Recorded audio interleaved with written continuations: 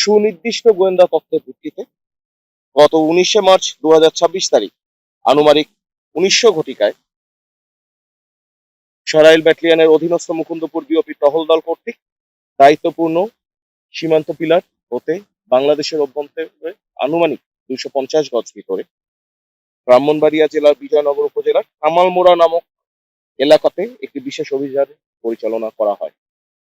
উক্ত অভিযানে সীমান্ত এলাকায় জঙ্গলে দিয়ে মাটির নিচে ঢেকে রাখা লুকায়িত অবস্থায় ভারতীয় অবৈধ মোবাইল ফোনের ডিসপ্লে 9,600 পিস, ভারতীয় সানগ্লাস টোটাল 13,628 পিস এবং উন্নত মানের ভারতীয় শাড়ি 343 পিস আটক করতে আমরা সক্ষম হই।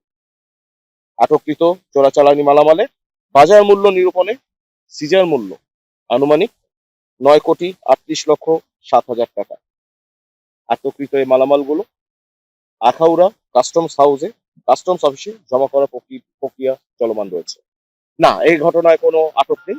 আপনারা আরো জেনে খুশি হবেন যে গত জানুয়ারি 2025 সাল হতে আজকে পর্যন্ত 20 মার্চ 2026 সাল পর্যন্ত সরাইল ব্যাটালিয়ন 25 বিজিবি কর্তৃক 143 কোটি টাকার আনুমানিক 143 কোটি টাকা মূল্যের মাদক এবং অন্যান্য চোরাচালানি পণ্য আটক করতে সক্ষম হয়। এ ব্যাপারে আমরা নিশ্চিত করতে চাই সরাইল ব্যাটালিয়ন 25 বিজিবি সীমান্ত দিয়ে যেন কোনো প্রকার মাদক এবং চোরাচালানি পণ্য আমাদের বাংলাদেশে প্রবেশ করতে না পারে সে ব্যাপারে আমরা বদ্ধপরিকর এবং আমরা এ ব্যাপারে কার্যক্রম গ্রহণ করে যাচ্ছি। আমরা অবশ্যই চোরাকারবারীরা তাদের কৌশল বদলাচ্ছে এবং আমাদের এই কারণে আমাদের গোয়েন্দা নজরদারিটাকে বৃদ্ধি করা হয়েছে।